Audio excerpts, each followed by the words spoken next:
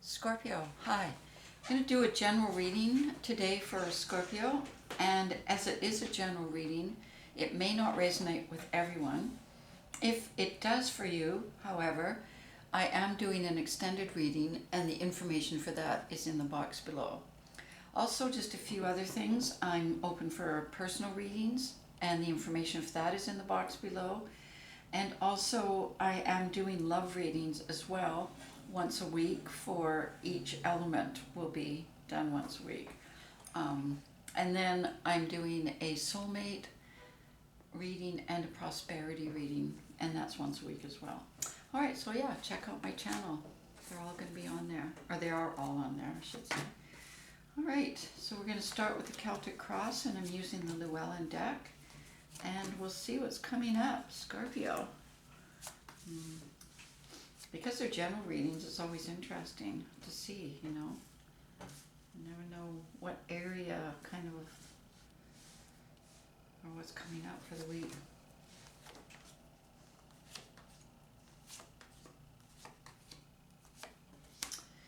Okay, looking good. All right, we're going to start off with the Hierophant. Awesome. And I'm just going to do a clarifier. I will be doing clarifiers throughout the reading, and I'll also be drawing oracles from the universe, and that would be the Wisdom of Avalon. Okay, so the Hierophant, now we've got the Five of Swords, the Nine of Swords, and the Two of Wands. Okie doke.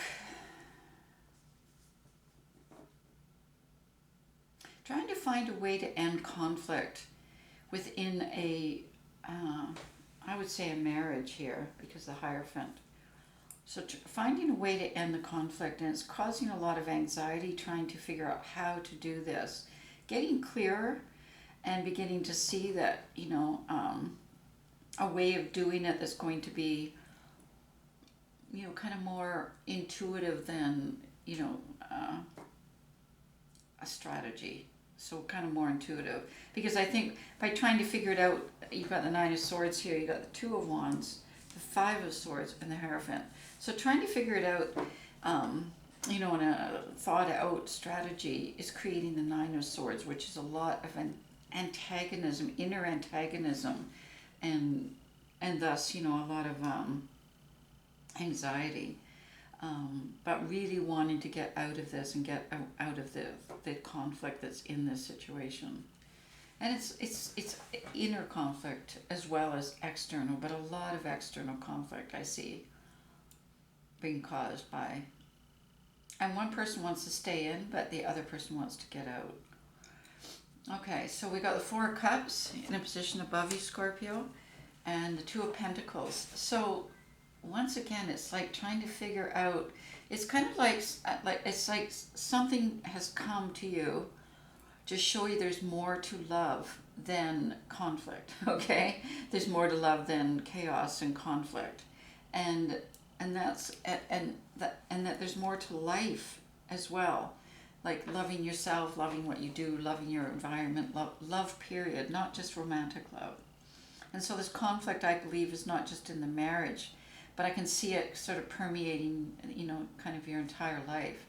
And so wanting to restore the balance in you,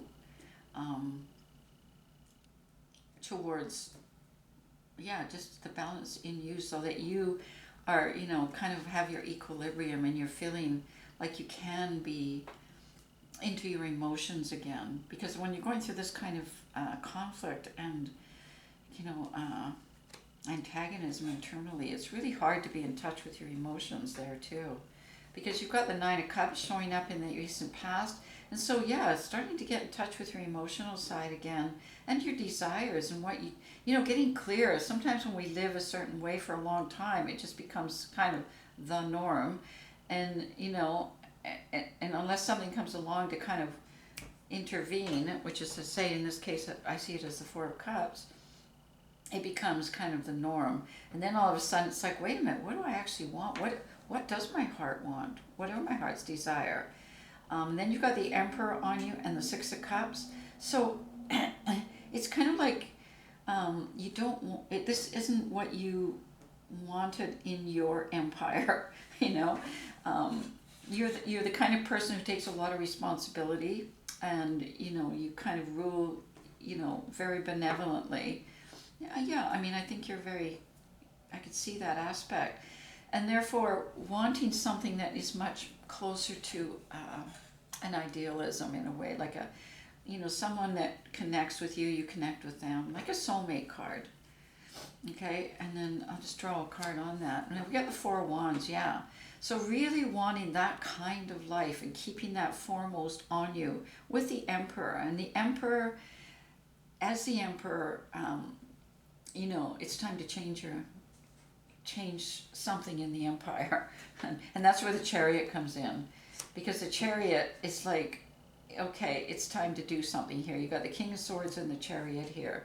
And the King of Swords is a very wise, smart, what would you call it? Not cunning, but, you know, a lot of ability to figure things out and see things clearly.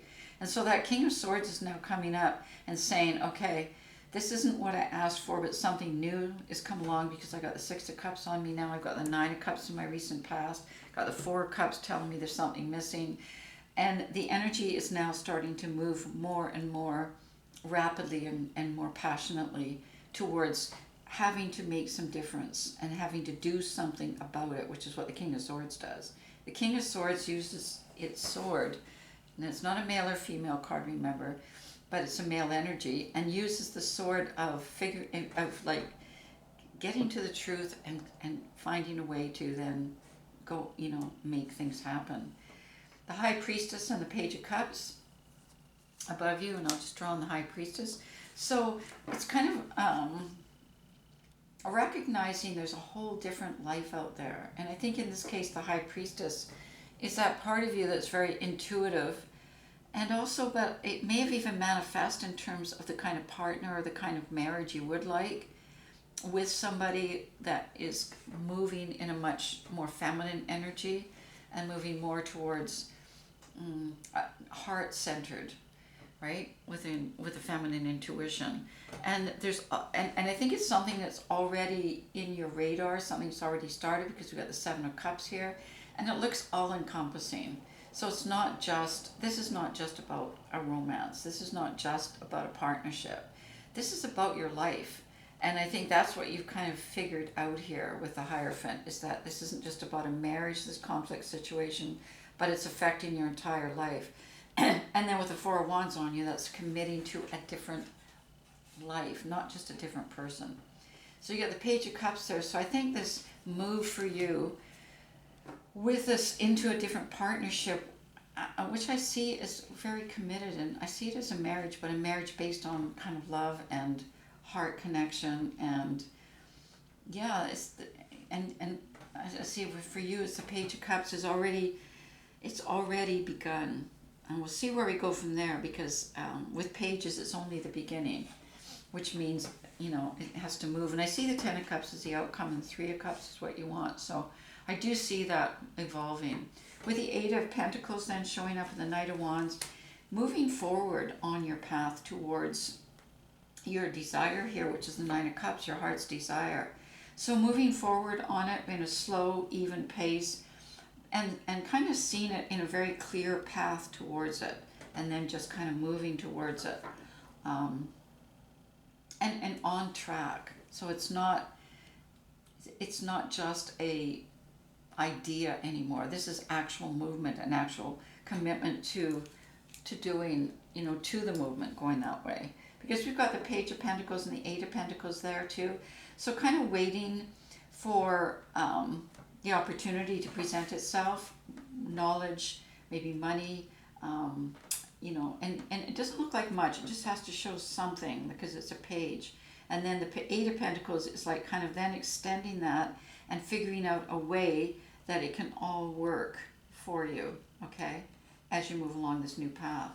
You've got the Queen of Pentacles showing up here with the Five of Pentacles in your subconscious.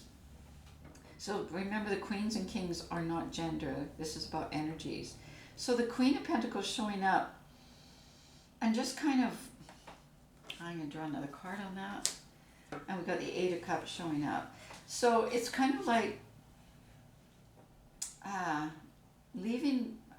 It's time to move, it's time to leave, it's time to find what you're looking for, because what you have, even though it provides a certain amount of stability and kind of status quo, it isn't enough. And that's why the Eight of Cups and Five of Pentacles are showing up. Because the Five of Pentacles is like, it's not going anywhere. Like there's a certain grounding here, there's a certain security here. But with the Five of Pentacles, you just kind of feel like, yes, but it's not going anywhere. I just keep on going nowhere. And I sense that there is something that is more for me, that's waiting for me. And that's where the Five of Pentacles comes in. And then the Eight of Cups is like, yeah, you know what? I just kind of feel like this is over. It's time for, it's not that it's over. It's not there anymore. It's not working anymore. Okay. And it's time to leave and move into something more fulfilling, because the security and stability that I think you built at one point in your life and achieved it just didn't work. It wasn't enough. And that's why there's still this sense of loss inside you, the sense of lack, the sense of scarcity, you know what I mean, like you're not getting filled. And so with the Eight of Cups, it's like, okay, I need to go, and now with the fourth cup coming and telling you, what it is that's missing, pursuing that. And that's where the Hangman in your environment comes from too, and the Judgment card. So it's kind of like you get it. It's a different perspective. Something has shifted in you, and you recognize who you are, what you need, how you thrive, what to you want, what your heart's desire actually is in a committed situation. And now your perspective has shifted, and so I see you moving towards that and seeing kind of light at the end of the tunnel here, and seeing how you can manifest that and move towards it. And the Three of Cups is in a position of what you want. So wanting joy again, wanting kind of happiness and celebration and connection, and all those kind of they're kind of feminine energy in your life. Because finance and you've got a lot of Pentacle stuff is more coming from the divine masculine. And the Six of Wands, wanting recognition and wanting to recognize this is the right path for me, and therefore this is what I want. So with the Knight of Wands and the Six of Wands, movement, I see movement towards that. And the Ten of Cups is identifying then kind of getting a vision of here's what you have, the Nine of Cups, which is your heart's desire, now translating into the Ten of Cups. So kind of getting clarity of what that might look like, okay? And then moving towards that. All right, I'm going to leave it at that, Scorpio. I'm going to draw a card from the Wisdom of Avalon, and we've got forgiveness. All right? So that's an important one. Forgiveness about the past, forgiveness about, I don't know, I think you can relate to it in your own personal life. But that's what I see, because with forgiveness, then we can move forward. Okay, Scorpio, I hope that was helpful. I will be doing an extended. If this did resonate for you, then the information is in the box below. And I'll see you there. Okay, bye.